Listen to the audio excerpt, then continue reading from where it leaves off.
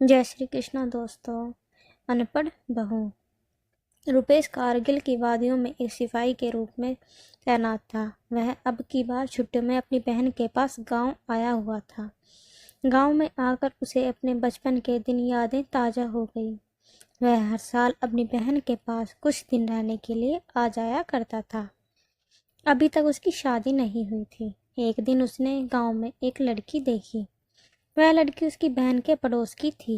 वह लड़की इतनी सुंदर थी कि उसको देखकर उसने अपनी बहन को कहा कि तुम इस लड़की से ही मेरी शादी की बात चलाना, क्योंकि इस लड़की से सुंदर मुझे कोई नज़र नहीं आती। आज उसकी बहन ने उसका रिश्ता उसी लड़की से करवाने के लिए अपने भाई को अपने गांव बुलाया था। वह अपनी बहन के घर पहुंचकर अपनी बहन को बोला कि इस लड़की के माँ बाप से तुमने मेरी शादी की बात की। उसकी बहन बोली, हाँ, मैंने इसके घर वालों से तुम्हारी शादी की बात चलाई है। यह लड़की हमारी जात की नहीं है।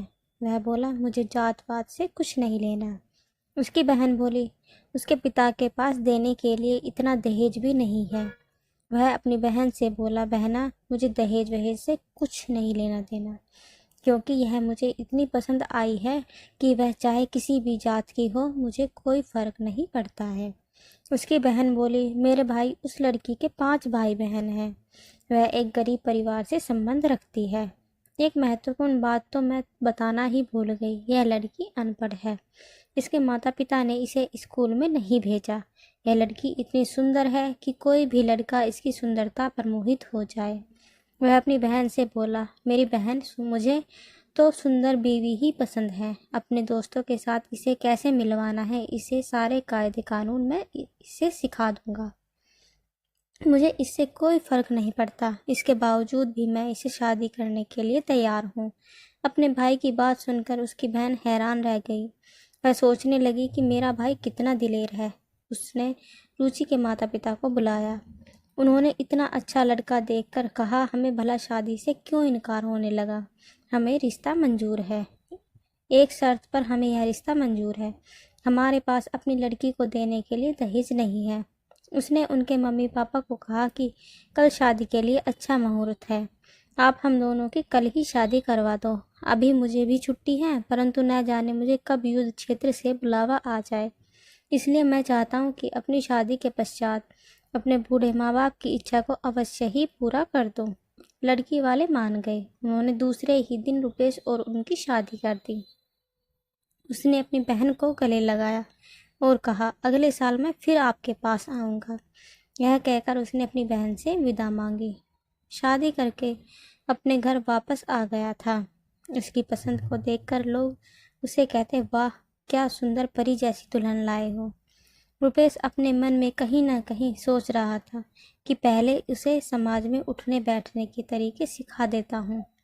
मैं अपने दोस्तों के साथ उसे यूं ही नहीं मिलवा सकता हूँ, क्योंकि गांव के रहन सहन और शहर के तौर तरीकों में बहुत अंतर है।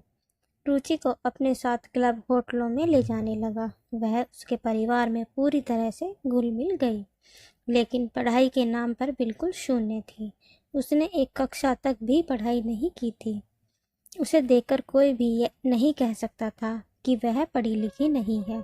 जब भी वह अपने घर छुट्टी पर आता तो उसे लेकर अपने दोस्तों से मिलवाता। उसके माँ बाप ने उसे एक दिन जरूर कहा था कि बेटा, बहू देखने में तो सुंदर है, परंतु है तो हमारी तरह अनपढ़, क्योंकि अब तो घर में 3-3 अनपढ़ इकट्ठे हो गए हैं। अपने बच्चों को भी यह पढ़ा नहीं सकेगी, और तुम तो युद्ध क्षेत्र में रहते हो। जब तुमने शादी कर ही ली है तो अब हम क्या कह सकते हैं।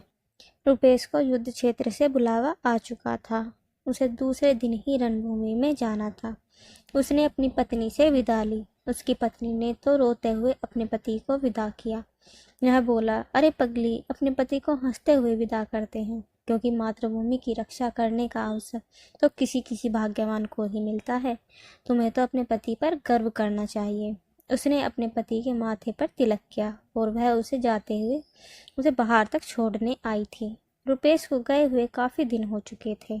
एक दिन उसके घर पर तार आई। डाकिया तार देकर गया। जब उसने तार शब्द सुना तो वह जोर जोर से रोने लगी और रो रो कर उसने अपने सास ससुर को कहा कि शहर से तार आई है।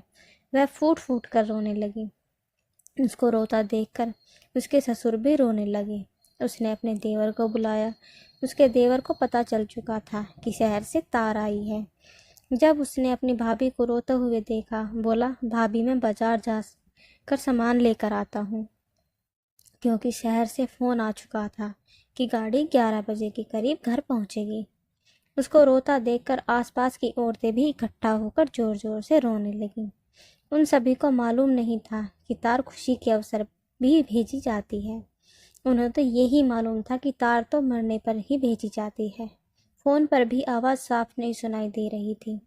उसका देवर जाकर कफन ले आया। उसके माँ बाप ने सब लोगों को इकट्ठा कर लिया था। चारों ओर चीखने चिल्लाने की आवाज़ें आ रही थी। रुचि ने भी सफ़ेद साड़ी पहन ली थी। उसने फ़ोन पर सुना था कि गाड़ी 11 बजे घर पहुंच जाएगी। उसके घर में लोगों को इतना ज़्यादा भीड़ थी कि उसके घर में बैठने के लिए जगह भी नहीं बची थी। चारों तरफ सन्नाटा ही सन्नाटा था। रुपेश के दोस्त सब उसे आखिरी सलाम देने के लिए बाजे गाजे से विदा करने वाले थे। 11 बजे के करीब एक पुलिस की जीप उनके घर के पास खड़ी थी। उसमें से रुपेश नीचे उतरा। उसने हैट पहन रखा था। उसने जैसे ही घर में सन्नाटा देखा और वहाँ से रोने चिल्लाने की आवाज़ें सुनी तो उसके कानों में सीटियाँ बजने लगीं।